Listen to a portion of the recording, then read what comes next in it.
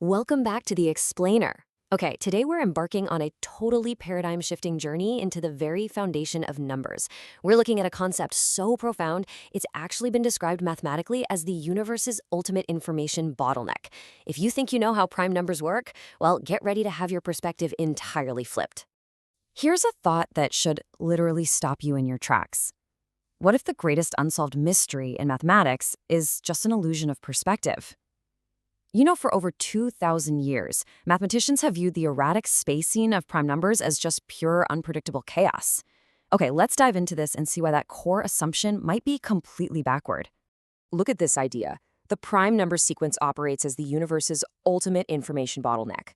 We really need to start realizing that prime numbers aren't just these random, stochastic anomalies popping up without a pattern. Instead, they're highly deterministic, emergent properties. They're the result of a massive underlying structure governing reality. But to really grasp this, we first have to look at how we've historically been getting it wrong. Section 1. The illusion of chaos, trapped in one dimension. So historically, we've always plotted these numerical atoms on a flat, traditional number line. It's kind of like a narrow hallway stretching infinitely into the distance. And when you do that, the distance between primes looks incredibly erratic. You see twin primes sitting right next to each other, and then suddenly these massive, barren prime deserts. But what's really interesting about this slide is the contrast. On the left, that one-dimensional line gives us nothing but chaotic noise. But on the right, when we shift our perspective to a two-dimensional polar plane, we suddenly see geometric symmetry, organized structures, and deterministic rules. The chaos was just an artifact of the ruler we chose to use. Let's ground this in some actual data for a second. If you look at prime numbers under 1,000, the average gap size between them is nearly 6, 5.96 to be exact. The smallest gap is 1, between 2 and 3, and the largest jump in this early set is 20. Yet, when you look at that raw sequence of gaps, it behaves exactly like pure, unpredictable statistical noise. You can't just write out a simple algebra equation to predict the next jump. It's infuriating. Section 2. The dimensional pivot. The radar screen. To actually see the pattern here, we literally have to throw the linear ruler out the window. We need to treat our search space more like a multi-dimensional radar screen. Enter the complex polar plane. Now, this is a two-dimensional coordinate system that maps points based on their radial distance from a center and a rotational angle, rather than just dropping them in a row on a standard linear axis. In this space, we can plot prime numbers like targets on a radar and finally observe their true physical shape. But here's the kicker. We aren't plotting the primes themselves. We're actually plotting the empty spaces between them. Section 3. Mapping the prime gaps, the mechanics. All right, let's get into the actual mechanics used to translate these unpredictable mathematical deserts into, frankly, a stunning geometry. To build this map, we follow 3 strict rules. Step 1, isolate the gap between consecutive primes. Again, we are focusing on the empty space. Step 2, calculate the reciprocal radius.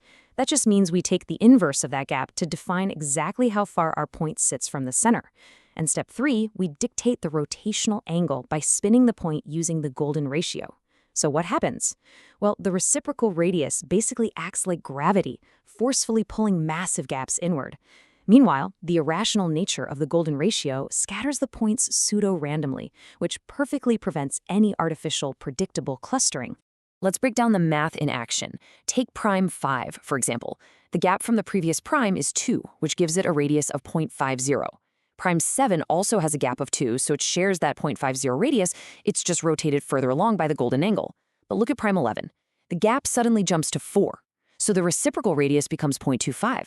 And this brilliantly illustrates the mechanical effect at play here. That larger gap of 4 physically yanks prime 11 closer to the origin than primes 5 or 7. Those massive prime deserts are compressed directly into the center of our map. And, well, to make things even more fascinating, the spatial dimension actually scales up dynamically as we map. This framework introduces a wild phenomenon called the Fibonacci dimensionality split. Basically, every time the sequence hits a Fibonacci prime milestone, numbers like 2, 3, 5, or 13, the system literally resets its algebraic base. This forces our 2D plane to fold outward, transforming into 3D cubes and even 4D hyperstructures just to distribute the points evenly. It's like a geometric puzzle unfolding itself. Section 4. The hidden geometric shape, the big reveal. Okay, so we've got our rules, we have our complex multidimensional mapping technique. Now for the big reveal. I want you to just pause for a second and hypothesize.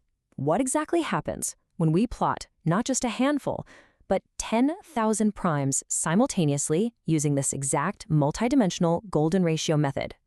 I mean, if the sequence is truly random, we should just get a blurry, chaotic mess on our radar screen, right? Let's find out. Boom! Instead of a chaotic mess, an incredibly structured visual clustering emerges. The unpredictable jumps between numbers perfectly resolve into a highly organized macroscopic point cloud. We see this dense central circular disk formed by those massive compressed prime gaps, remember, pulled inward by a reciprocal radius rule. And this is completely surrounded by a sparse, scattered outer ring, populated by the more frequent, smaller gaps. The whole shebang is stabilized by a non-overlapping spiral anchored uniquely by the irrational golden ratio. The chaos is totally gone. We are left with a stable, beautiful physical geometry. Section 5.